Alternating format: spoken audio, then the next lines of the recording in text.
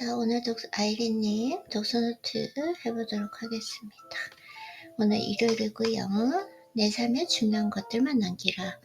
때가 왔다는 판단이 들 때 반드시 해야 할 일이 있습니다. 때가 왔다. 극적인 행동을 취하기에 앞서 자신의 진정한 니즈는 무엇인지 진중히 들여다봐야 합니다.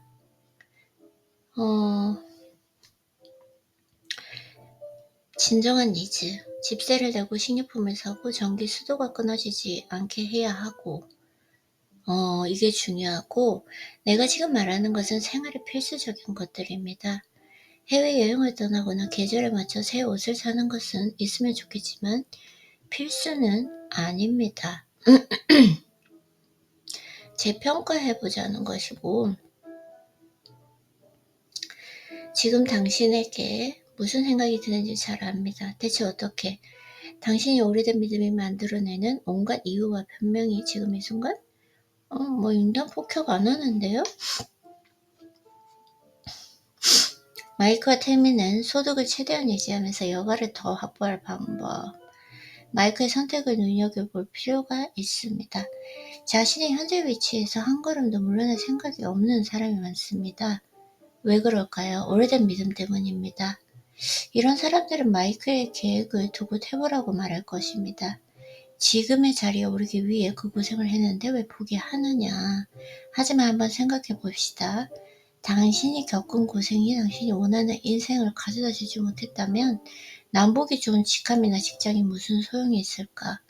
허울뿐인 명예욕이나 자존심에 휘둘려서 자신의 인생 목적에 가까워지지 못하는 실수를 범하지 말아야 합니다. 연복이나 지위에서 한 번 물러나는 것이 꿈을 이룰 시간을 버는 기회가 될 때가 많습니다. 그것이 더 가치 있지 않을까요? 마이크와 태미는 각자의 직장에서 열심히 일하는 한편 남은 시간에 소득을 창출했다. 마이크와 태미가 창출한 추가 수입은 단기간에 그들의 니즈를 완전히 충족했습니다.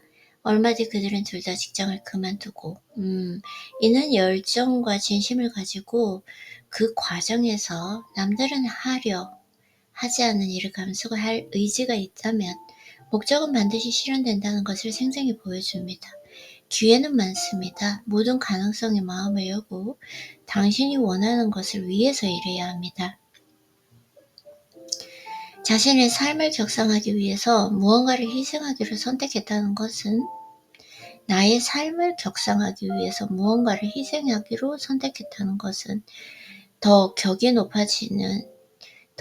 높은 것이 차지할 자리를 만들기 위해 격이 낮은 것을 포기한다는 뜻일 뿐입니다. 부는 우리 모두에게 무한정 공급되니까 당신이 자신이 가진 부를 더 많은 부를 창출하기 위해 사용한다면 그것은 부의 정체가 아니라 순환이며 결과적으로 더 많은 부가 당신에게 오게 된다.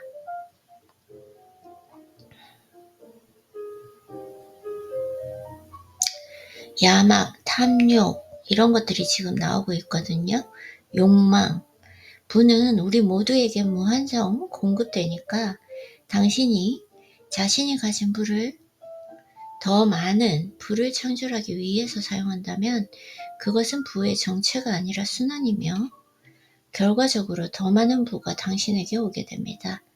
당신이 신념을 유지하고 목적에 집중하는 한 당신을 그곳에 데려다 줄 비전과 목표들이 당신 앞에 징검다리처럼 놓일 것이다. 시간 관리라는 환상에서 벗어나십시오. 노력을 어디다 쏟을지 알아야 합니다. 경영을 공부했거나 그 분야의 책을 읽어본 사람이라면 누구나 파레토의 법칙을 들어봤을 것입니다. 성과의 대부분 80%가 일부 20%의 노력으로 발생한다는 법칙. 먼저 하루 동안 수행하는 일을 빠짐없이 기록하고 참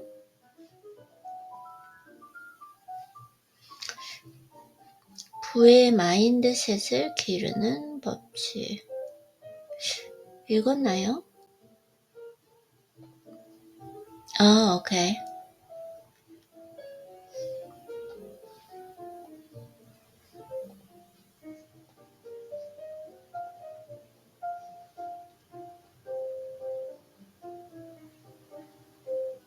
부의 줄기를 단단히 가꾸자.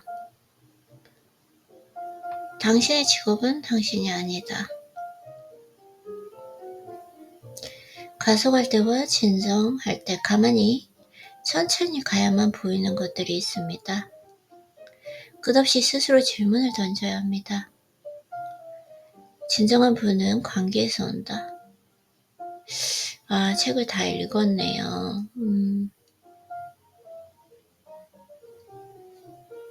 성공으로 가는 8가지 해법 한번 볼까요?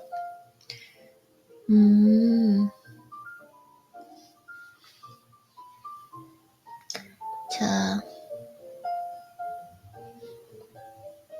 성공으로 가는 8가지 해법 한번 읽어보도록 하겠습니다. 부유한 사람들은 결국 자기 사업을 하는 사람들입니다. 그들이 어떻게 성공했는지 이해하기 위해서는 그들이 겪은 최대 실수에 대해서도 알 필요가 있습니다.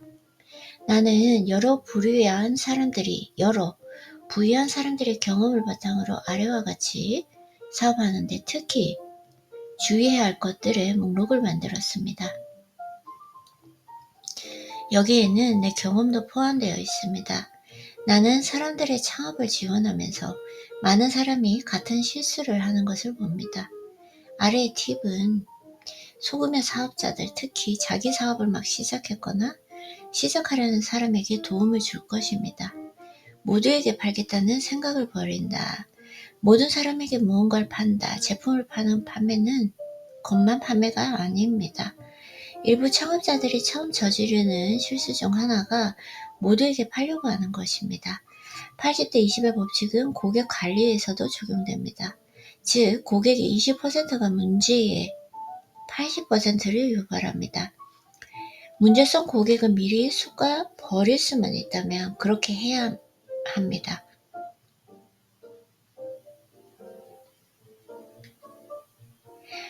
만나는 사람마다 상대할 의무를 느끼지 말고 선별적으로 행동해야 합니다. 그래야 골칫거리를 줄이고 시간 낭비를 막아서 우수 고객에게 더 많은 시간과 정성을 쏟을 수 있다. 와우.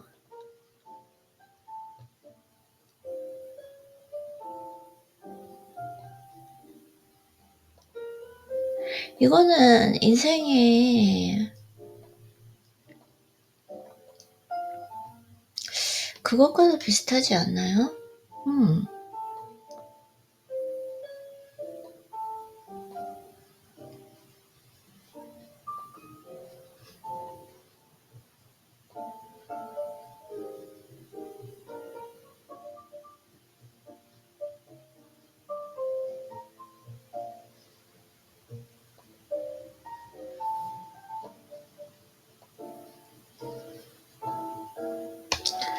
나도 초창기에는 잠재적 거래 관리를 바라고 접근하는 사람을 거르지 않고 응대했습니다. 그 탓에 승산 없는 거래를 쫓아다니며 시간을 엄청나게 낭비했습니다. 단지 의무감에 무작위로 인맥을 만들지 말아야 합니다. 사실상 그중 누구도 내게 돈벌이 기회가 되지 못했습니다. 무의미한 미팅이라는 생각이 든다면 실제로 그럴 가능성이 높습니다. 단지 의무감에 무작위로 인맥을 만들지 맙시다. 지금의 나는 여관에서는 그런 초대에 응하지 않습니다. 일자리가 아닌 부를 만든다. 어떤 이들은 내가 수동소득에 너무 목을 맨다고 생각합니다. 하지만 진정한 부의 창출은 현금 흐름이 관건이라는 것을 이해해야 합니다. 많은 작업자가 자금과 시간을 있는 대로 탈탈 넣어야 하는 소매업을 시작하거나 인수합니다. 사실상 이는 자기 돈으로 자기에게 새 일자리를 사주는 것에 불과합니다. 오케이. 기존 사업체들의 경우 수익을 내기 시작하는데 보통 3에서 5년이 걸립니다. 그동안 사업주는 공짜로 일한다는 뜻입니다. 현금이 꾸준히 흘러 들어오기 전까지는 꼭 필요한 경우가 아니면 소중한 창업 자금을 쓰지 않는 것이 좋습니다. 소매업 말고도 네트워크, 마케팅, 제휴 마케팅처럼 적은 돈으로 시작할 수 있고,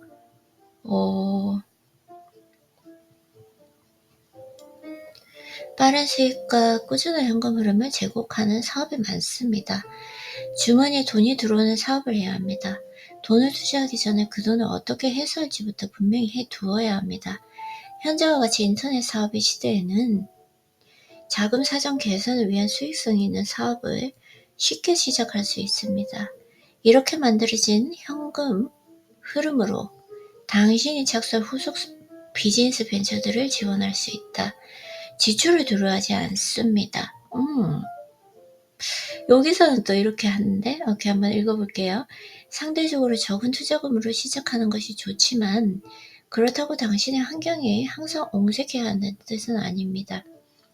사업의 성장을 위해서 지불할 가치가 있는 것들이 있습니다. 절약이 효율을 막지 않도록 해야 합니다. 때로는 자신이 직접 하는 것보다 기량 있는 업체를 고용하는 것이 훨씬 효율적이다.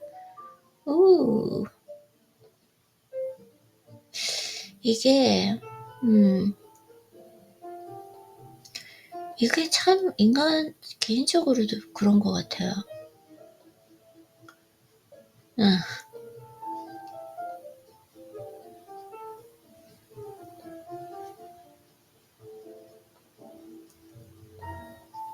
효율을 막아서는 안 된다. 타인의 기술을 적재적소에 활용하는 것도 좋은 방법입니다. 또한 제값을 톡톡히 할 것 같다면 좋은 장비를 구입해야 하고요.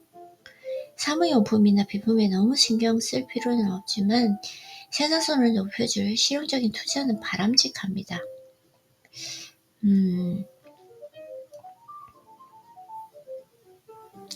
더 나은 것을 살 여유가 된다면 굳이 오래된 소프트웨어가 깔린 구식 컴퓨터는 쓰지 말아야 합니다. 업무의 속도와 질이 떨어질 수 있습니다.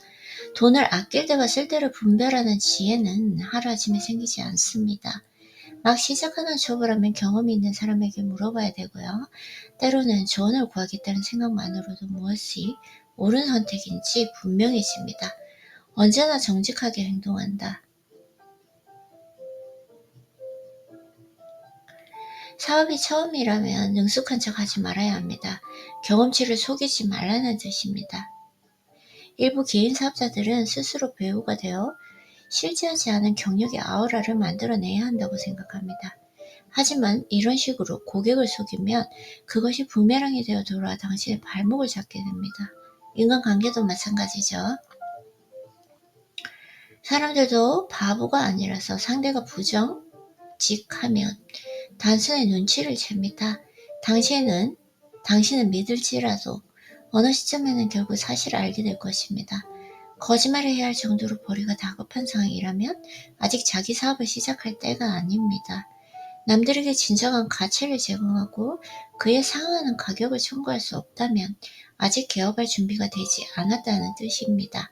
기량을 더 개발하는 것이 먼저입니다. 관계를 소중히 여긴다. 계약서 자체가 거래가 될 수 없다는 걸 명심해야 합니다. 아무리 정교한 법률 문서가 있어도 결국 중요한 것은 인간관계입니다. 계약서는 결국 종류의 잉크일 뿐입니다. 비즈니스를 하다 보면 계약이 지켜지지 않는 경우가 허다합니다. 하지만 막상 계약 파기는 대개 관계의 결여 때문에 일어납니다. 나는 고객에게 계약 이행을 강요하는데 너무 집착한 나머지 관계를 완전히 망치는 사업들을 많이 접합니다. 분쟁이 발생해도 대면 소통으로 해결할 수 있을 때가 많습니다. 고객이 약속한 대로 하고 있지 않다는 소식은 관계가 말썽이 났다는 첫 번째 신호입니다. 그 경우 따로 시간을 내서 문제를 해결해 나서야 합니다. 또한 이미 망가진 관계를 계약서가 구하지 못합니다. 계약의 목적은 모두의 역할과 의무를 명확하게 규정하는 것이기 때문입니다. 하지만 궁극적으로 헌신을 이끌어내는 것은 법적 조치의 위협이 아니라 인간관계의 위협입니다. 너무 좋지 않나요? 가장 창의적이고 수익성 있는 비즈니스 거래는 대개 계약서에서 벗어나 있습니다. 비즈니스 관계도 여타 대인 관계와 비슷합니다. 늘 역동적으로 변화합니다. 그렇다고 서면 계약이 불필요하다는 말은 아닙니다. 다만 관계에 있어서 계약서는 부차적인 것이라는 뜻입니다. 부디 계약이 곧 거래라고 가정하는 실수를 범하지 말아야 합니다. 진짜 거래는 관계입니다. 비즈니스 관계를 잘 유지하면 서류적인 내용에 대해서 그렇게 전전긍긍하지 않아도 됩니다. 직감을 따릅니다.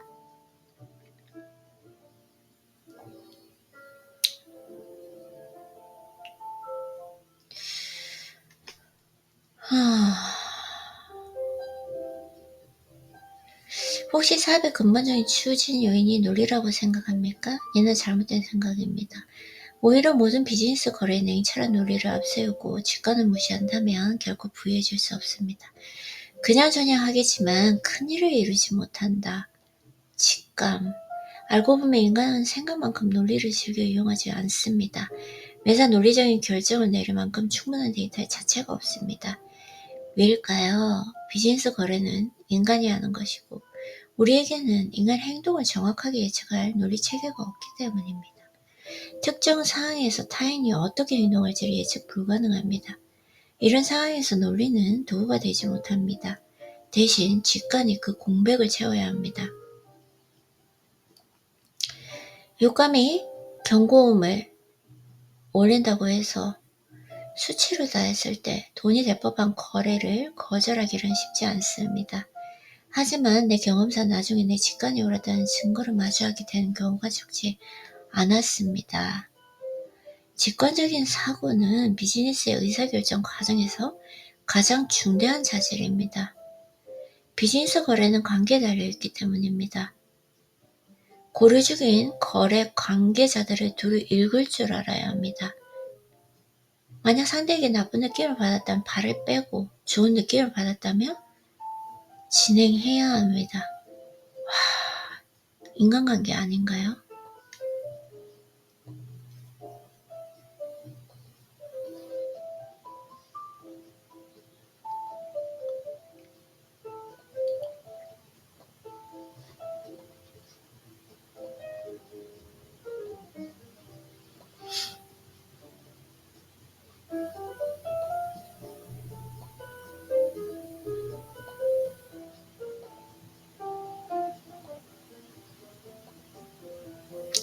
격식을 차리지 않는다. 비즈니스에서 어느 정도 격식을 갖추는 것이 바람직할 때가 있습니다. 초보 사업가 중에 너무 진지한 태도로 고집하는 사람이 꽤 있다. 돈보다 가치, 창출의 목적을 둔다.